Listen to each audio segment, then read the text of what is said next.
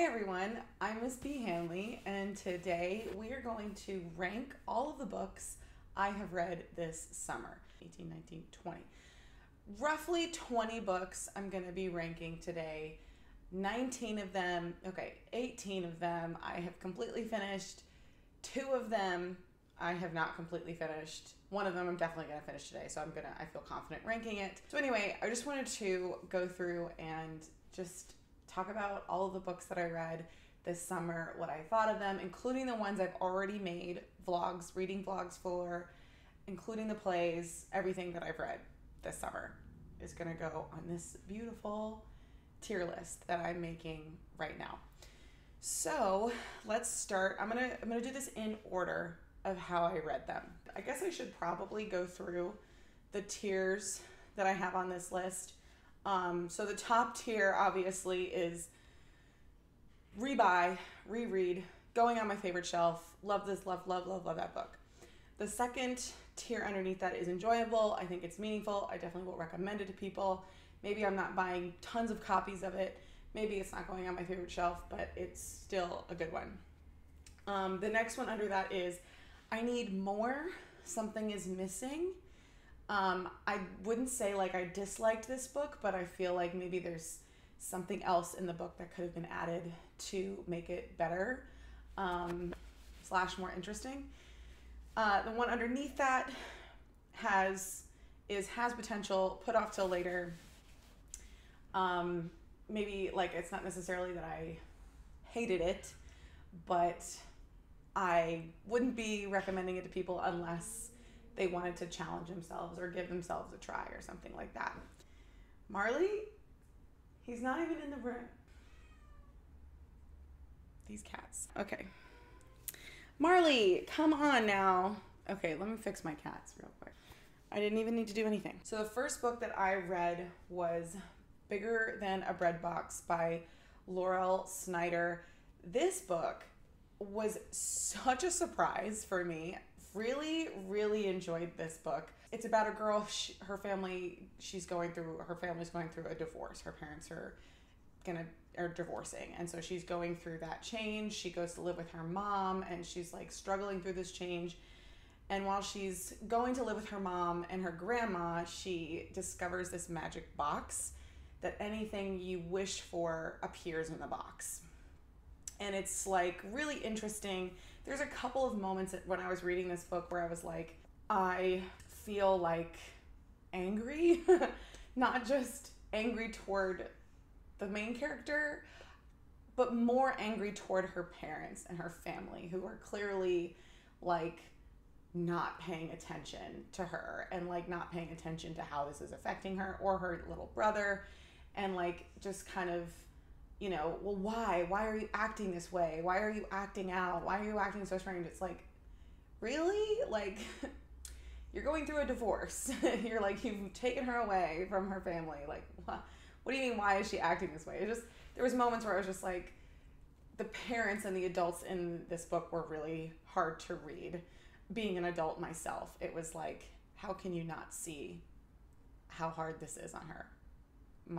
Me. Obviously, I think that's what how you're definitely supposed to feel, but also like the lesson behind the things she experiences.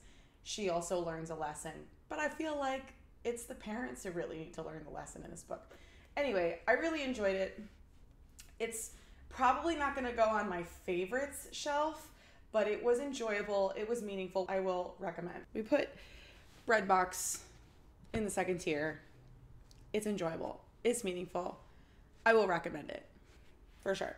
Okay, the next book that I read this summer, which I absolutely had to get to, it was like the first book that I picked up immediately after finishing the books I had to read, was Monday's Not Coming by Tiffany D. Jackson.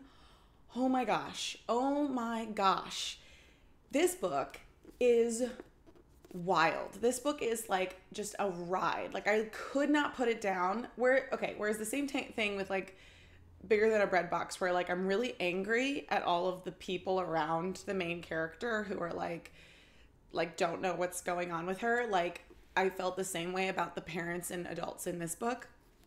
But this book like hit me in such a like just I can't even like put words to how to describe this. So like the chapters are labeled like the before and the after, or in like before the before. And it all centers around this event that's happened in the main character's life, who her best friend Monday goes missing and she can't really seem to find out where she is. And so there's like these flashbacks of her hanging out with Monday because they're like best friends. They're so close. They're like sisters. And there's stuff that, you know, like you're picking up on the things, the history of their friendship through these flashbacks and through things that are currently happening in the main character's life. Really amazing read. Highly recommend. I will buy this book for you. This book is such a crazy, wild ride, and I absolutely love it. I love it. I love it. I love it. There's so much in here about friendship, about poverty, about like the family dynamics, and like rumors, and like just so much stuff to break down in this, and mental health and like all of that stuff. So good. This book is so good. I wish I could go back in time and read it again for the first time again. It's like one of those books where it's like, oh my gosh, I simultaneously couldn't put it down, but also had to like stop to take deep breaths in the middle of reading it. Such an amazing book. As you probably have already guessed, I'm putting this all the way at the top tier. Rebuy, reread, going on my favorite shelf. Totally. This book, Monday's Not Coming, is so good. It's so good. I also have to talk about Renegades. I don't have a copy with me today because I took it back to my classroom. But Renegades, I made a reading vlog for. I gave you my full thoughts about that book in my reading vlog, and go check it out. Basically, it's a book about superheroes where, you know, you have superheroes, you have villains, and the line between superhero and villains is kind of a gray area. Really interesting background, like the whole environment in which the characters are in is really interesting. The different types of superheroes and villains there are is really interesting. I enjoyed the book. I enjoyed it. But for me, there was something missing. I needed more. And I think that I have been convinced to give the next book in a series a try eventually. Like, I think it's going to be on my TBR. It'll be on my list soon. And it wasn't a bad read. It was fun. Like, I was able to get through it really quickly. There was just a couple of things that were missing, and I wanted more, and to make it more, I don't know, to grab me more. So there it is. Okay, after I finished Renegades, I went straight into all of my like reading vlog books. So the next one I read was Concrete Rose. Again, don't have a copy with me. I took it back to my classroom. This book, oh my gosh, Concrete Rose. I love Angie Thomas. I really loved The Hate U Give. Concrete Rose, I can't imagine. Like, it was written after The Hate U Give, but it is a prequel to The Hate U Give for a prequel/sequel. Really amazing book. Absolutely loved it. I gave my full thoughts in the reading vlog video, but I can't emphasize enough. Again, this one is definitely going on my rebuy, reread, favorite shelf forever. So good. I love the whole concept of the character of Mav. I loved his story. It was fun. It was a fun read, emotional read, heartbreaking, but also like fun to be able to connect him to Star and the whole scenario and story that they have. And then I read Orphan Monster Spy, and I'm technically going out of order here.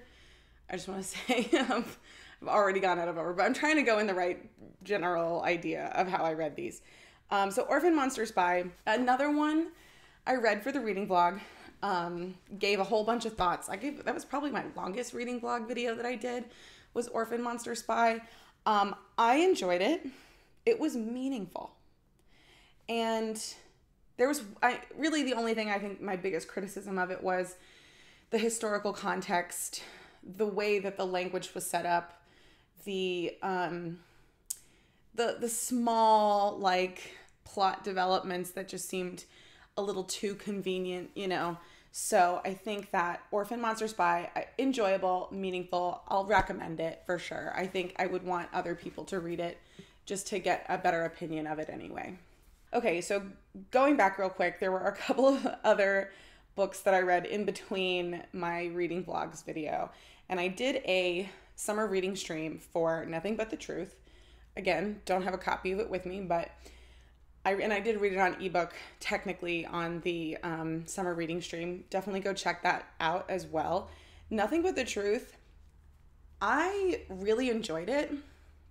I mentioned in the stream that I read some of the other reviews of people who had read it and they were scathing. They hated this book. They were like, this is so stupid. You know, the main character, the character it's centered around, like the whole drama is centered around, is really vapid. He's really dumb. It seems really silly. And obviously it's not like a happy ending because the characters that you wish came through and like the characters that you wish got the positive thing happen to them didn't necessarily have that. And the characters that you wish had gotten karma maybe don't necessarily get the karma that you're hoping for, but it's still a really interesting book. And I think it teaches really important lessons. And I don't want to say this is going on my reread favorite shelf, but I think it is going to go on to enjoyable, meaningful, will recommend, because I think it's an important book. Even though it was written 20 years ago, I think it's still an important book because it's like still so relevant to like the idea of cancel culture, the idea of fake news and how word gets around and news gets spread and people's opinions, like having quick judgments and prejudices against people that they don't know in the news. Really important. If you are interested in reading this book, I highly recommend checking out my summer reading stream because I do read the whole thing. I don't do the great voice acting that they do in the audiobook, so if you would like to try the audiobook, I highly recommend that as well because they have different actors reading the different characters, which make it really interesting. It's a drama, but it's funny. I laughed at the end. It's not a happy ending, but I definitely laughed through it and at the end of it because it's like one of those things you have to laugh at because you know that this story in the book isn't real, but it happens in real life and it's so relatable in my opinion. So go check it out. I'm recommending it, definitely. Plays, I guess I read a couple plays. I'll start with Mind's Eye. Mind's Eye, I talked about in my plays reading vlog. That one was really tough, but then I got into a conversation in the comments about that play, and it kind of flipped my brain about it a little bit. There's a couple of things that I feel like I have off about it. I didn't get to see a performance. I think that might have changed my opinion of it as well. I don't think that I would be recommending it personally. I think it does need something more. I'm going to say maybe that thing is a performance, an actual like performance. Stage directions also would have been really helpful in that play. There's something more that needed to happen with that reading. So that's where it's going to go. It needs more, something needs to be added into that. Okay, the second play I read, I think I read it immediately after Mind's Eye, was Our Town. I love Our Town. I didn't start out liking it. I'll tell you what, I started out snoozing my way through the first act. But once you get to that third act in Our Town, it's a rebuy, it's a read, it's a reread, it's a favorite shelf. It's going up there at the top every time because just the way that it's set up is just so masterful, brilliant, profound, heartbreaking, all of that stuff. Anyway, it's all up there. It's going up there. I also read, I did Death of the Salesman. So let's do Death of the Salesman. It was interesting. I liked the performance. I'm going to say it was enjoyable. I mean, I think it was meaningful. I think maybe I need to read it again to get more meaning out of it, recommend to somebody else and talk to somebody about it. But I'll put it up there. It was enjoyable, meaningful. I'll recommend it for sure. Crucible, this was my second time reading The Crucible, and I have to say, I really, really enjoyed and got more out of the second reading than I did of the first reading. So I am thinking that I am going to need to read it again. So I'm going to put it at the top because I definitely think this is going to be a play I revisit regularly because of how many layers are in it, and how much I think can be taken out of it. A Doll's House, I like seeing the performance. That was really helpful. Do I think this is a play I need to reread? I don't know. I'm kind of in between. I feel like could be something I would reread just to see if my second reading is different than my first. But I don't want to put it on my favorite shelf. It's definitely not my favorite play, but I'll recommend it. And it was meaningful. It definitely could get something out of it. Pygmalion. I really enjoyed Pygmalion, actually. I'm going to put this on my second tier as well because another one that's meaningful. I don't think it goes up on my favorites because there is some things I just was like not into about it. But I enjoyed it and it was meaningful. And I think that the meaningful comes from like understanding all of the adaptations that have come after it. The first play that I didn't finish this summer, the one that I had started, I didn't even put it in my reading blog for the plays because I didn't finish it. It didn't fit what I was going to be teaching at all. And I just kind of felt like it was a waste of my time. I could be wrong. I could totally be wrong. I'm going to put it under has potential, put off till later. And that is Who is Afraid of Virginia Woolf. Like I said, I didn't finish it. It's a DNF. But I do think that I'm going to come back to it. Just going to say that. I'm going to come back to it because there's definitely something there. Then I got into Illuminae, which is the first novel I picked up after I finished all of the reading vlog videos. Illuminae is so much fun. Here, I have a copy of it. It is a really, really cool book. It has two authors, Amy Kaufman and Jay Kristoff. It is a series. There are two other books in the series. And it's one of those, it's called an ergodic novel. And basically what that means is the book is written in a really strange way. That's the best way I can describe ergodic literature, is that each of the like chapters, there's not really chapters in this book because it's like there's like these documents that you're basically reading through. Some of them are interviews, some of them are like letters or diaries or just like transcriptions of what people have seen happen, right? So like the book is so interesting to read. It's a fat book, but it's a quick book because you are reading it in this like very non-traditional way, right? Pretty cool. It's about space. It's a space opera, I guess you could say. It's about this, it's like a cyberpunk space story about these two kids who are on this planet and they've broken up. They were in a relationship, but then they broke up. But then their planet gets bombed by a rival corporation. And so they have to escape. And so they get on these spaceships to escape. But then one of the spaceships has this like defunct AI controlling it. And there's a disease, like there's a space mutation disease that gets on one of the ships that makes people go crazy and turn into like rage zombies. And it's so much fun to read. I'm definitely going to be reading the second book in the series, which I think is called Gemina, I think. And then Obsidian is the third book. So I'm definitely going to finish this series. I am such a sucker for ergodic novels. I love ergodic works. They're so much fun to read. They're so interesting. They're like a challenge to read. I want to do a whole video on my favorite ergodic literature. And this is definitely going at the top of my list because it is one of those books, you know, that's just like, it's meant for me, you know, it's just meant for me. Loved it. Absolutely loved it. Highly, highly recommend. I'll rebuy it. I'll reread it. I'll put it on my favorite shelf for sure. I'm starting to see a theme in my favorite shelf. A lot of red cover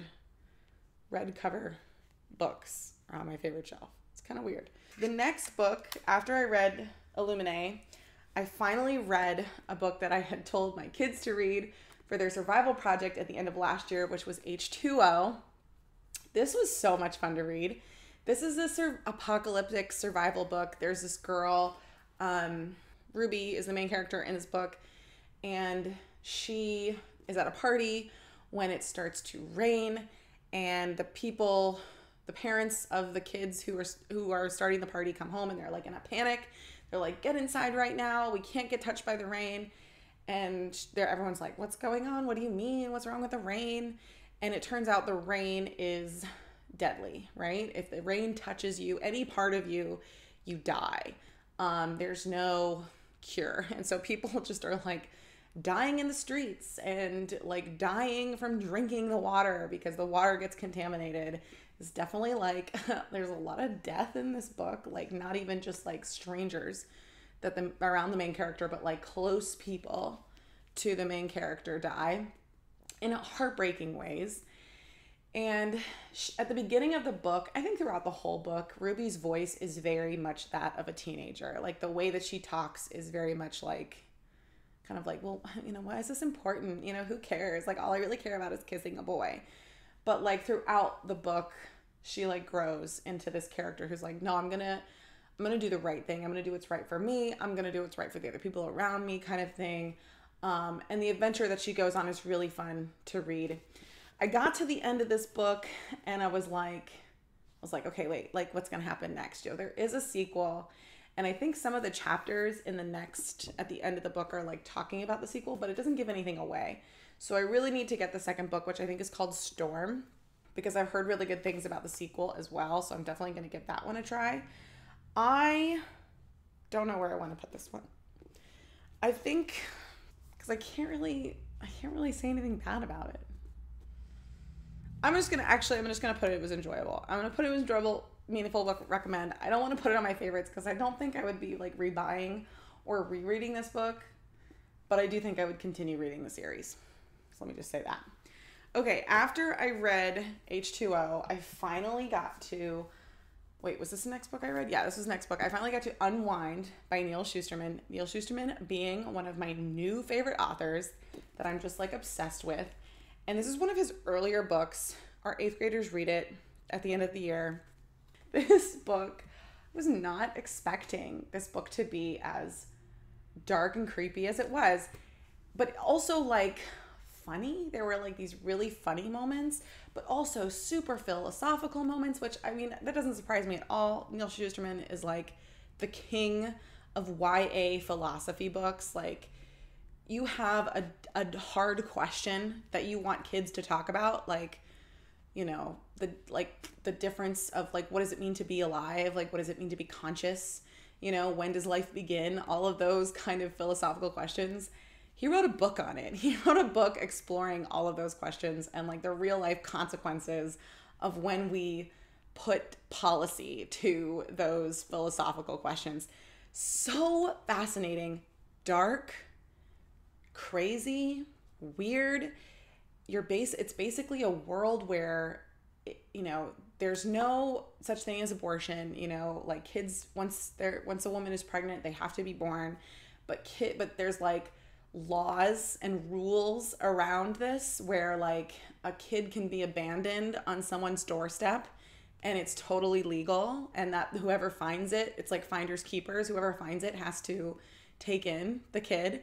Once they do, between the ages of 13 and 18, kids can be unwound, or basically they're not sent to die, they're sent to harvest camps where they continue to live, right? The idea of the child continues to live, but they live on as different parts of their body in different people, right? So like their body parts literally get donated to society.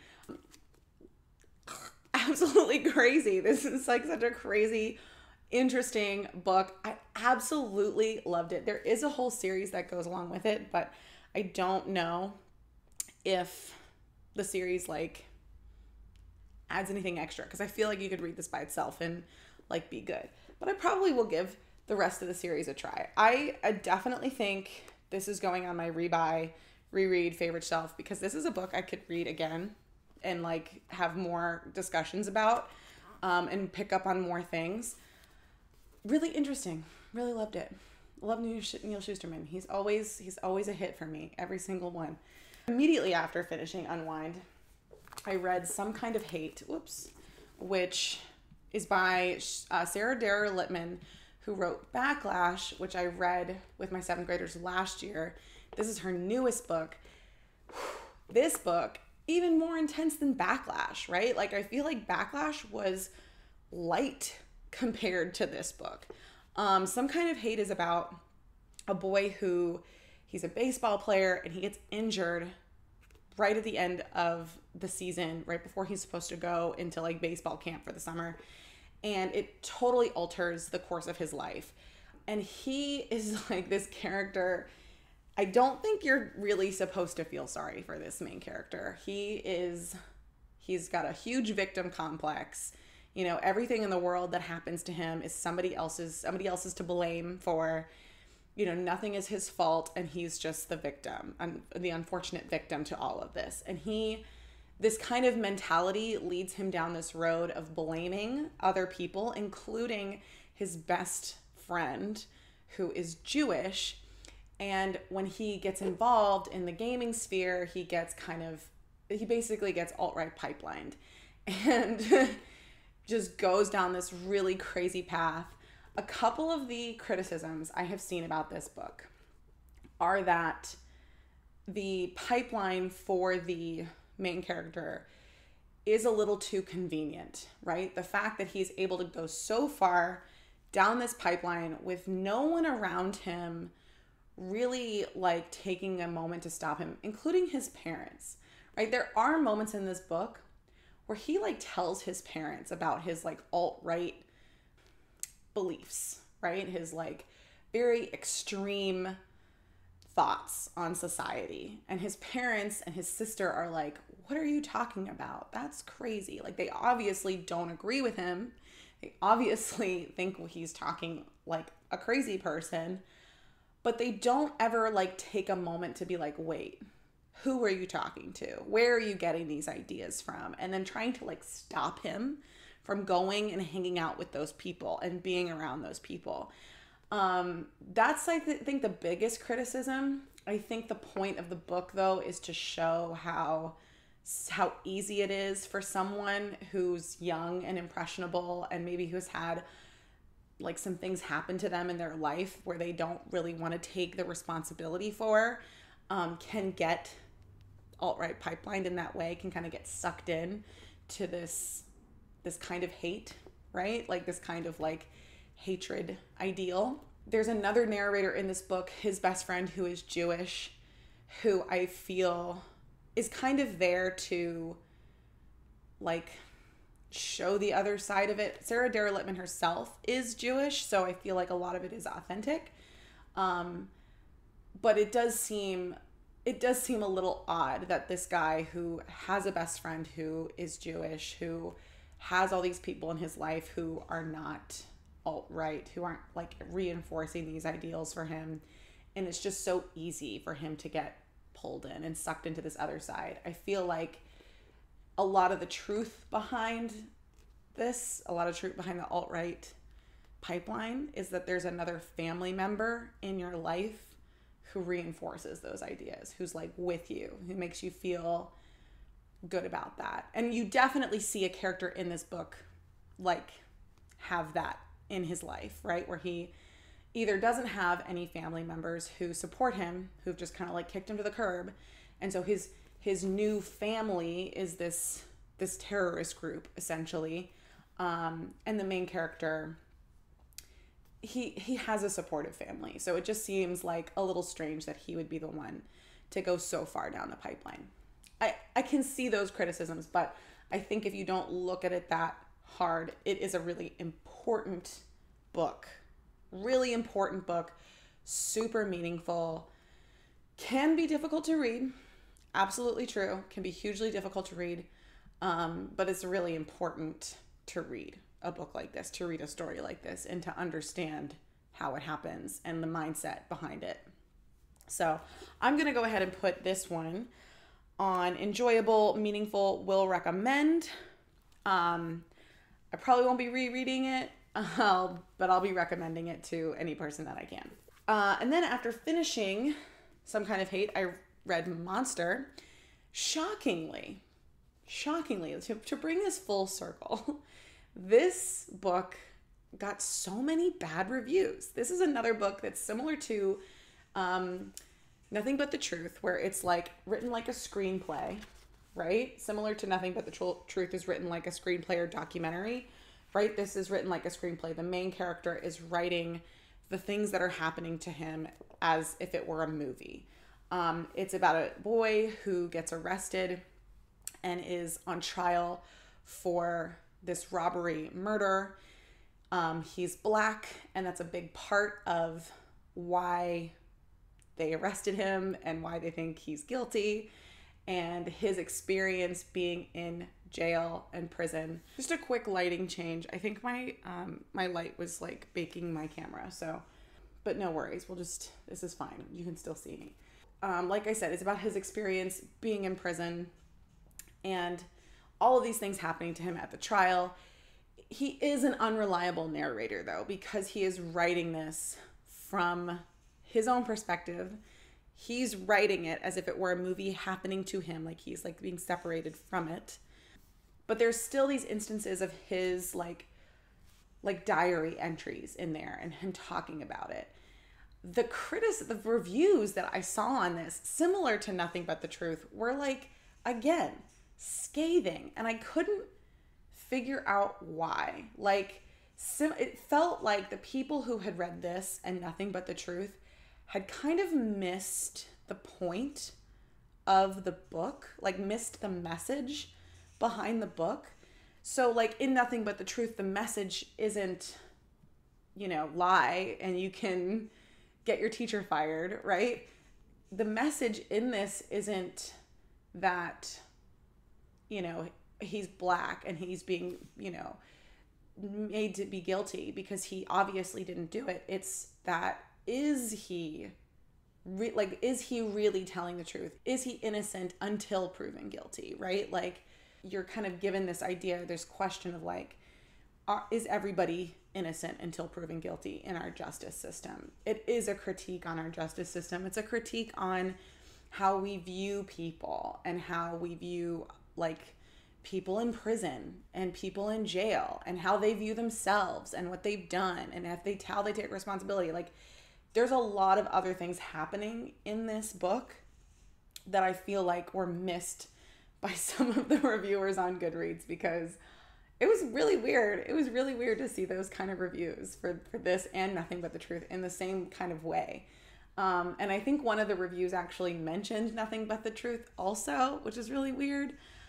I really enjoy Walter Dean Myers. I enjoy his take on a lot of different books, especially books about the Black experience.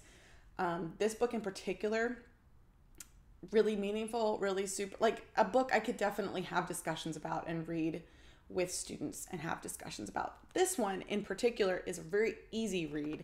It's got very intense topics, but the language in it is super easy. And my edition of the book had like vocab on the bottom of the pages, like telling you like, this is what they mean when they say, this phrase, like, so they kind of break it down for you. Almost too much, but I'm also a really advanced reader. So maybe it's necessary for people who aren't as good at reading as I am. But definitely going on the enjoyable, meaningful, will recommend tier, because I definitely think it's worth reading. I started to read Clan of the Cave Bear. This is not a YA book, by the way. I didn't think it was. I decided to pick it up because My mom read this series a long time ago, and I really wanted to see what she liked about it. It's a book about the dawn of time. I don't know, how do I say that? It's about Neanderthals and Homo sapiens and like early man, basically, and like how they survived. I gave this book 100 pages. Yeah, I gave this book 100 pages, and I stopped. It's a fat book, but it's a slow book. It's a slow book. I got so bored. I had to skim 3 or 4 pages in different chapters just because the author went on and on and on about descriptions of the forest. And like, I can imagine. You can give me one description of the forest and the cave, and I can imagine it. Like, but she really like went in depth about the early forests and caves on Earth, like just unnecessarily. I didn't finish it. This is another one I did not finish, but I think I might finish it in the future. I'm going to it has potential. I'm somewhat interested. At the beginning of reading it, I'm going to go ahead and put that on has potential, put ups later. At the beginning of reading it, I was like kind of against it. I was kind of like, no, I don't like this. This is boring. But then I got to a part that was kind of interesting. I liked where the changes were coming in, but I have to put it off. I can't finish this. I'm not going to be able to finish it before the end of the summer, and I don't know if I'm going to be able to finish it before the end of the year. So it's getting a put off till later for me. And then the last book that I'm reading right now, I'm on the last part. I only have a couple more chapters to get through, is The Ballad of Songbirds and Snakes. I'm listening to it on audio and reading it like simultaneously as I'm going through it. And this one I have seen very mixed reviews about. This is the prequel to The Hunger Games. This is written after the Hunger Games series. Obviously, it came out recently, but it's about President Snow, about his childhood. And I kind of don't want to rank it yet. I'm going to go ahead and give you my like ranking of how I feel about it now. But I'm going to be honest. There are some things I can see where some of the mixed reviews come in. First of all, I don't think that this is a feel bad for the villain book, right? Because obviously Snow becomes the main villain in the Hunger Games series. And this is about him. I think that this is more of a, like, let's give context to the history of the Hunger Games. Let's give context to the story, the narrative behind the Hunger Games. And I don't feel bad for him. I don't feel bad for Coriolanus Snow. Like, he is still a very unlikable character. His motivations for doing things are very villainous, right? Like and self-centered and very selfish. Like, even the romance that he ends up having is it's not like a typical YA romance where it's like, oh, they were meant for each other. Like, this is very clearly headed toward disaster in lots of ways. So I feel like this is more the message that I'm getting from this. I haven't finished it, for the record. I'm gonna finish it tonight. But this is definitely a book where the message is villains will justify all of their villainy, right? Like, villains will find a way to justify their evils. And he does. And this is another character who has this very strong victim complex. And he had, like, his motivations and the way he connects with people are very self-centered. Like, what can they do for me? What are they able to do for me at this moment in my life, at this moment in my time? Like, what do I get from them, right? He doesn't have empathy for any of the other characters. I mean, there is moments where he has sympathy, where he feels bad, and he does things that you could say are good, but there's no moment in here where you think, oh, he's gonna make things better, right? Like, he's gonna try to, like, improve the world, right? Everything that he does that he thinks he's gonna try to improve is really just to keep the status quo, right? There's another character in this book who's like, the Hunger Games are wrong.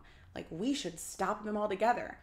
And Coriolanus is like, what? Like, stop the Hunger Games? Why would we do that? We can't stop the Hunger Games, right? Like, he just sees ways to improve the Hunger Games, to make them more profitable, to make them more acceptable to society, right? Like, the things that he does that are good are not really that good, you know? Like, it doesn't really make him a hero, in my opinion. And I think that's where this book is going. So that being said, I'm going to go ahead and put this in the enjoyable, meaningful, will recommend tier. I'm going to put this at the end here. Because I definitely think it's something that adds to the series itself. I don't think it's making you feel bad for the main character, or for making you feel bad for the villain. I think it's giving context. And I think as a person who really enjoys the Hunger Games series, who really loved the Hunger Games series, I think that this is only going to add to it. I didn't put any on my my pass or DNF tier because I do want to revisit the other two that I didn't finish. So, all right, cool. Well, so I did completely forget that I read another book this summer. I read Punished by Rewards by Alfie Kohn on Audible. And I did want to make sure it made to my ranking list because this one it's an adult book. It's not YA, it's not fiction, it's completely nonfiction, but it's all about the exploration of rewards and punishments and how they work not only in our workplace, but in our school systems and in parenting. And this was a really fascinating book. I definitely want to buy another copy, like a hardback or a paperback copy, so I can go back through and highlight and pull stuff out. And discuss with other people and share with other people. So it's going up on my favorite shelf because I'm probably going to buy another copy of it and reread it again. So yeah. I completely forgot to add it to my tier list earlier. So just making sure I do it now. Okay, thanks. Bye. We'll go ahead and save this.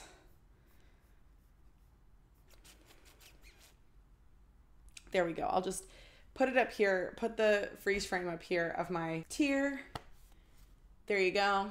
That's it. That's all the books I read this summer. 2 of which, yes, technically I haven't finished. Okay, I did. I put them off till later. And 1 of which I am still currently reading, but I really needed to make this video before I go back to school next week. So, yeah, I hope you enjoyed me going through all my summer reading books. And if you have any books that you want me to read or recommend for me to read this fall coming up, I will try to get to them.